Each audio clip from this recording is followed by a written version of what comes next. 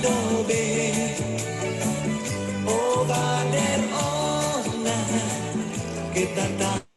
everyone, and welcome. Thank you for joining us today. My name is Bianca Collins. I'm the Curator of Public Programs for the Fowler Museum at UCLA. The Fowler is very excited to present today's program as part of our summer digital programs titled World Arts, Local Lives. This is the second of the Fowler's Lunch and Learn series, which offers easily digestible curatorial explorations of charismatic objects from around the world in our permanent collection. We're so pleased that you've joined us to chew on some sustenance and feed your mind during your lunch break. Today, we will be joined by Senior Curator of Southeast Asia and Pacific Arts at the Fowler Museum at UCLA, Joanna Barrkman, to take a closer look at a pair of ancestor figures created by an unknown sculptor on Ataúro Island, Timor-Leste, in the early to mid 20th century and known in the Tetum language as itara. We'll also get to see clips from an original short video produced by Joanna showing an Atauroan master sculptor, Antonio Soares, creating a pair of itara. First, a little bit about Joanna. Joanna's research interests relate to the island of Timor, both West Timor, Indonesia, and the independent nation of Timor-Leste. She curated an exhibition, Sculptures of Ataúro Island, at Charles Darwin University Art Gallery in 2017, and authored the accompanying publication, which was republished trilingually in 2019. She also co-curated Textiles of Timor, Island in the Woven Sea, at the Fowler Museum in 2014, and a major exhibition about the arts of Timor-Leste presented by the Museum and Art Gallery of the Northern Territory, which featured the National Collection of Timor-Leste in 2009. Her current exhibition, Aboriginal Screen-Printed Textiles from Australia's Top End, will be presented at the Fowler Museum at UCLA in 2021, and will be accompanied by an eponymous publication. If you have any questions during this program, I encourage you to use the Q&A feature found at the bottom of your Zoom screen. Joanna will answer any questions at the end of the program. All right, that's enough from me. Joanna, over to you.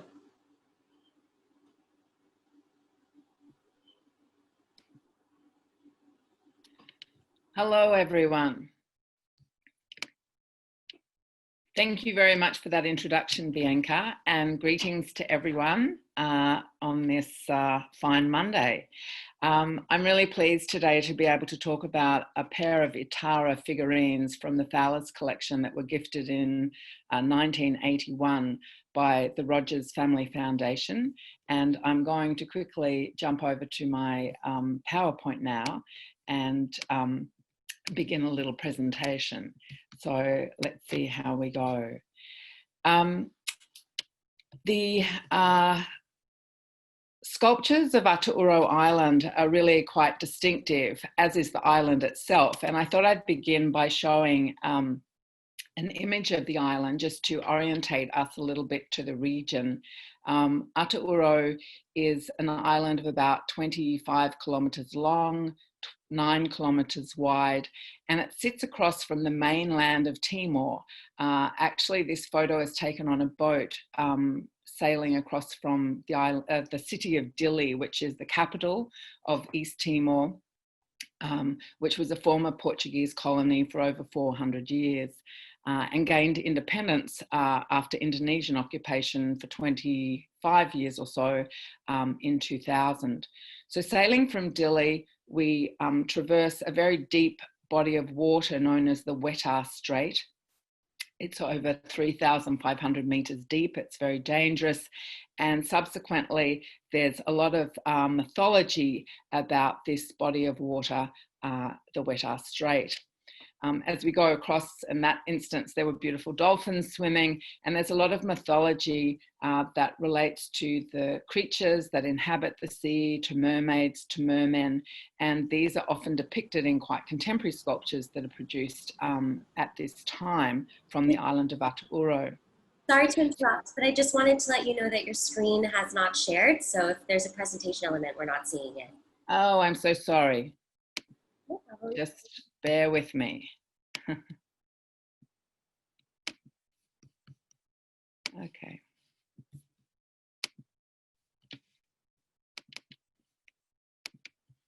Okay, I'll just begin again briefly, just so you can see those. Can you see that now? Yes, you can see it. There you go. Perfect.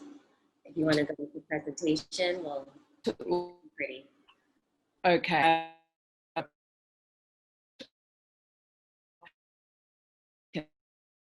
Some of the aquatic life, dolphins, as we approach the island. And we can see here the use of, so many of the Atauroans are seafaring people. They fish as for their livelihoods using very outrigger canoes, which are made carved from tree trunks. Furthermore, they use fishing nets to retrieve fish from the ocean, again for their subsistence.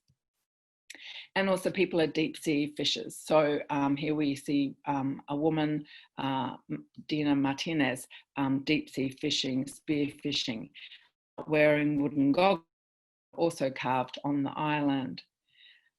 So just to show again, so here is East Timor. Ataúro is here, this very small orange island, and it forms part of the Banda Arc, the outer arc of the Lesser Sunda Islands, and it's Alor is the island to its left, and Wetar is the island to its right, both which remain parts of Indonesia.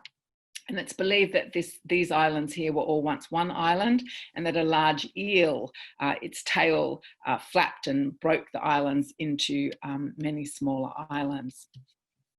So here we can see Makile, which is one of the central villages for wood carving and sculpture, and also Makadede, further inland, is the other area where sculptures are produced on Ataúro Island. And the final thing to say about the island is that it has been a penal colony. It was used by the Portuguese to send dissidents for over 100 years. And so people from different colonies of Portugal, including Mozambique, Angola, Cape,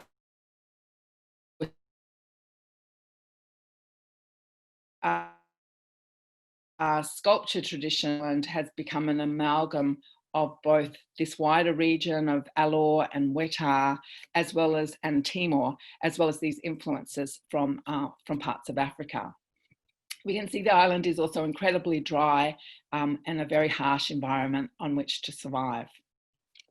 So here are our sculptures that we're looking at today, the itara figurines. They're a pair of sculptures. What really distinguishes the sculptures of Ataúro is that they're depicted as standing, as freestanding figures. The region of Wetar, Alor, the Lesser Sunda Island, sculptures from this region are generally depicted as hunched figurines with the bent knees, the elbows bent resting on the knees, with the chin resting on the hands, that very classic hunched style. Whereas on Ataúro, the sculptures of figurines of ancestors are always depicted as standing forms. And this is a very unique aspect to the sculpture of Ataúro in relation to the broader region. We see that they're also generally very elongated, and this is a style that's become more pronounced over time. We see that, so the limbs are generally not accurate in terms of proportion, they're generally longer. We see the very extended facial features, the elongated nose. Also classic features include the overarching eyebrow, the protruding eyeballs, this very there's a very distinctive style for depicting the ears. And we know that this is, and in this case, the man wears a hat, a sapeo, which are worn out farming in the heat of the day. And the woman, who's more diminutive, actually wears a head bun. She has a knot at the back of her head, although we can't see that.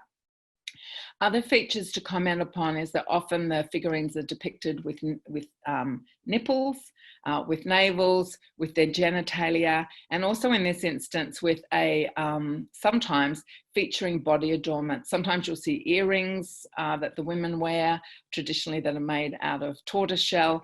And in this instance, we see the man is wearing a necklace, which is a type of is traditionally known as morten, and it's made out of red stones. And these morten are used as a symbol of wealth and are used in marriage alliance and as bride wealth exchange. So what we also see here is the use of the hirik, the cord that's been twined together. It's made from palm fibers from Boracius, and it's used both practically to join the figurines together, the male and the female, and to maintain that sort of unified balance of the two opposing elements. It's also used to hang the sculptures. So these were generally, this pair of figurines were generally created after family members had passed away, and then they would be stored in the ceremonial house. They'd be hung from rafters, and they would be fed in the traditional style of the Atauroans. Generally, there'd be a fireplace with stones at the base of the, on the floor of the ceremonial house, where rice and fish would be prepared. And the smoke of this fire would emanate upwards, which served to add to the patina and darken the sculptures. It also served to preserve them. So the smoke is a great repellent of insects. And so due to smoke, we see the darkness of the sculptures. We see that they've been preserved. And indeed, many textiles were also preserved in ceremonial houses in Timor because of this use of smoke from the fires to feed the ancestors. So this feeding of ancestors is to request fecundity of the clan, good harvests and safe passage. These sculptures also may have occasionally been taken out of the ceremonial house and placed at the doorstep of the threshold, if you want, of the ceremonial house, particularly in times of imbalance or times of theft or famine, and they would be placed on the doorstep and really put out in public to show people that they were being observed, that the ancestors were with them, and to give further authority, if you want, or a sense of protection or observance over events that were taking place. So they serve the purpose of maintaining balance within the clan. They also serve the greater purpose of retaining balance metaphorically by the unification of the male and the female, the left and the right, the sky and the night. And these concepts of duality permeate the traditional cultures of the people of Ataúro. Just to make the comment here briefly that around the groin area we see a different colour of cloth, so the patina is not as dark. Just to comment, these sculptures are made from a type of rosewood that grows on the island. But indeed, in the late 1800s, not only were the Portuguese sending convicts to Ataúro, but also the Protestant church, the Calvinistic mission, had arrived on nearby Kisar, and the introduction of cloth was used on sculptures. And so traditionally men would have worn a loincloth on Ataúro, women wore a skirt cloth, and so made of from fibre, woven on a loom, but using natural fibres, not cotton, but local palm fibres. And so they incorporated these garments, if you want, into the sculptures as a form of modesty. And until today, we see this tradition continuing to incorporate cloth, and over time it's become printed cloth that's accessed from Java. So just by way of comparison to this beautiful pair of sculptures in the Fowler collection, I wanted to show you this pair of sculptures again to just emphasize this very elongated form. You can see here the fold shoulder we see here on the in the Fowler. And this is a distinguishing feature. There's really two styles of sculpture that emanate from Ataúro.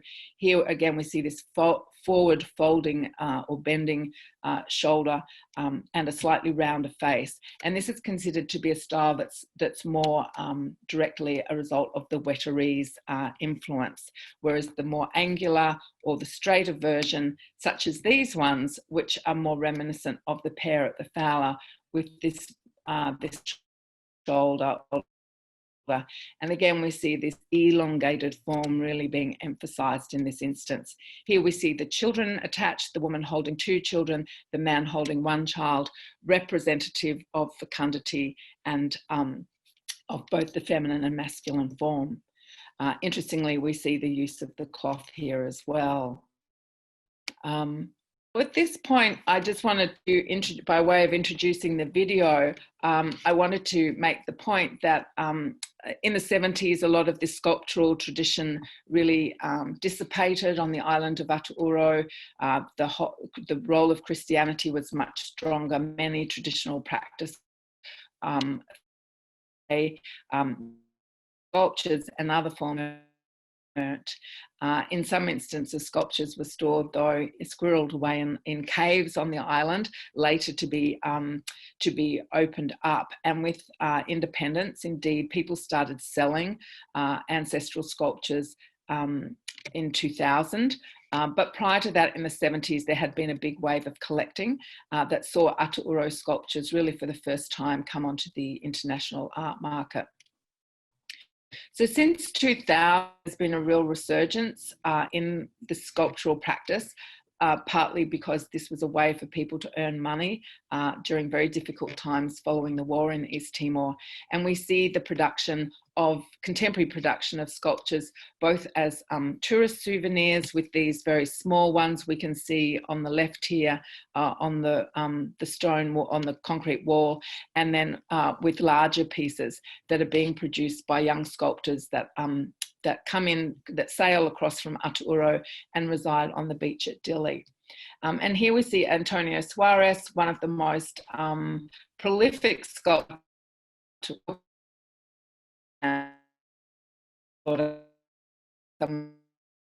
sculpture again in Dili, and he rows his wares across the Wetar Strait into Dili, where he sells them.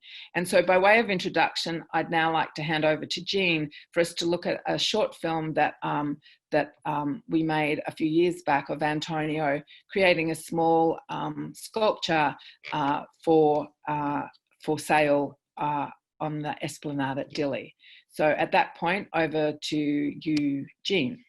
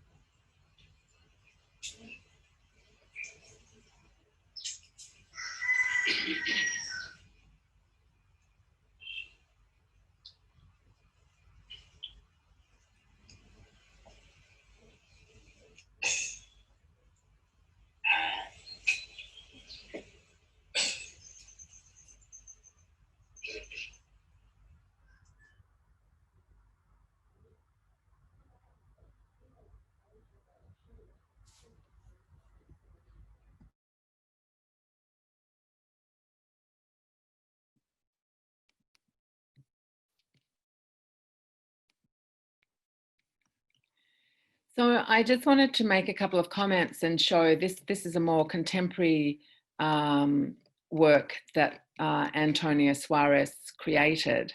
We can see from the video the sculptors work with very simple hand tools over time. Not always, but often the scale, the size of the works have become more diminutive. But this is a work that he created several years ago, and we see the addition of this very tiered hat, which is a symbol of the aristocrat in Timor, and particularly on Ataúro. And this is a style, and we begin to see a much more naturalistic sort of depiction of the facial features, and indeed more emphasis of, I guess, more figurative physical elements. So that's an interesting piece that shows, I guess, that there's an innovation happening in terms of the way in which the sculptors are working in the current era.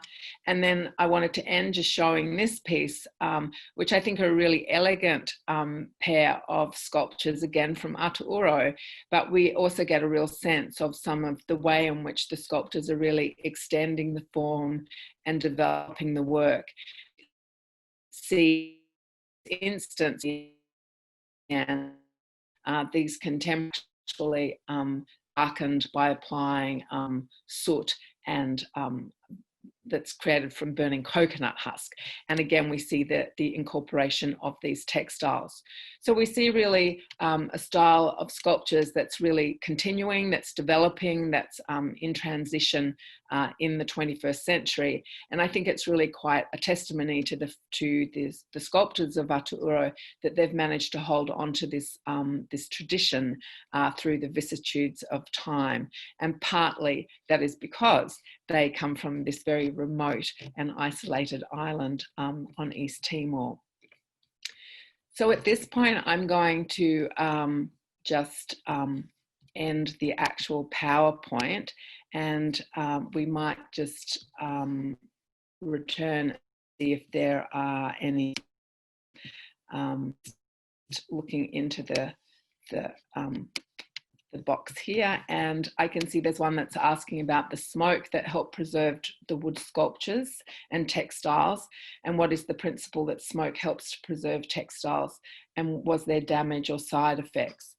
So often for the sculptures, no, there was no side effects. In fact, as I mentioned, the smoke added to the patina and helped to darken the sculptures over time as the wood aged. And the smoke actually is a repellent to insects that may infest the wood. Also with the textiles that were stored in ceremonial houses in this manner, more often than not, they're contained within other textiles. So they're often wrapped with an outer layer of textile if it's a ceremonial or sacred textile. And then often they're stored in a fibre basket. And again, this offers a layer of protection from the smoke. And again, the smoke, though, kills the insects. So in the tropics, where there's an amount of humidity, the other thing that the smoke does is it prevents mold. So in the wet season, when the humidity is very high, the mold growing on, be it wood surfaces or within the textiles, is really reduced because of the use of that smoke. So although it wasn't necessarily the reason why the smoke was, or the fire was used in the first place, it was definitely a real benefit to the preservation of these objects. And we know this because some textiles have been radiocarbon dated from Timor, having been found in ceremonial houses, having existed for over 400 years. So that's pretty exceptional in such a humid and tropical climate. There's another question here, which is about the relationship between textile art and the sculptures. That's really interesting. I think the only thing is I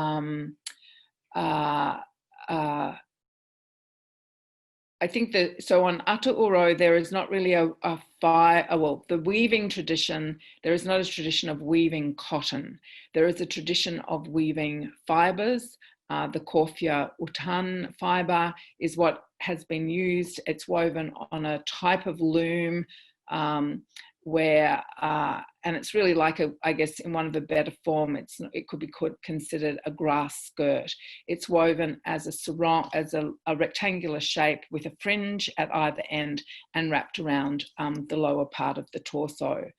The rapin hirik was no longer, well, in 2005 or 6, there were only 2 women that still had the knowledge to make the rapin hirik because its use as attire had really disappeared on the island. People were wearing printed cloth, generally from Indonesia. However, at that time, there was these women were commissioned to recreate the rapin hirik, which entered the collection of the Alola Foundation, which have a textile collection, and also another piece was commissioned by the Timor Aid Collection. And so 2 organisations in East Timor that document textiles and work with weavers. And so from the basis of commissioning these two works, the women of Ataúro have retrieved, if you want, this skill and have maintained it, and now continue to weave in this form, but more generally, rather than as attire, but more so as table runners and others, and the fibers used in that form more so as table runners, and even is being constructed into handbags in the 21st century. So I think that's an interesting development in the way in which the fibers have, or the weaving has been revived to some degree. But I don't think there is any direct relationship between the textiles of that region and the sculptures. So I think there's maybe a couple of other questions, but I'm getting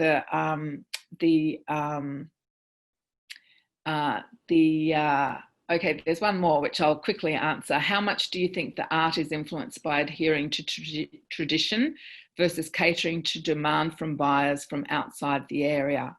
I actually think that's an interesting, it's a complex question to answer very briefly, but I think that actually it's largely, it's a combination of those two factors. I certainly do think that there are elements of the tradition that are very much alive in the style and form of sculptures that are being created in the 21st century. I also see that there's innovation based on tradition, and then there are definitely some influences, external influences. I think those sculptors are responsive to external influence to see how they can actually adapt and develop their skills and their product. But they're not really made, the sculptures are no longer made for ceremonial use on the island. However, there are two ancestor figures in a plateau at the very top of the mountain, Manakoko, on Ataúro Island, that were most recently replaced in 2005. So that does indicate that there is still some sort of ceremonial significance attributed to sculptures on the island, but these are placed outdoors, as I said, on the plateau. So I think at this point I will, I'll leave it there, but I wouldn't think that it's a sad situation on Ataúro. I actually think that it's a really unique situation where we see the survival of this art form and its continued development. Tradition, nothing is static, things are always changing. And so I think it's really interesting to see that this has continued to be a source of pride, a form of asserting identity, and also importantly, a form of livelihood for the sculptors of Ataúro in the 21st century. So thank you very much, and I'll hand back to Bianca. Thank you so much, Joanna, for waking up at 4:30 a.m. Australian time to host this lunch and learn with us. Really, really fascinating stuff that you shared with us to offer food for thought this Monday. Thank you. To everyone else, this program has been recorded. It will be available on our Instagram and on our website for you to revisit and share. Thank you for joining us, and we hope that you'll join us on Thursday for our next program. You can find details on the closing title card. Have a good week.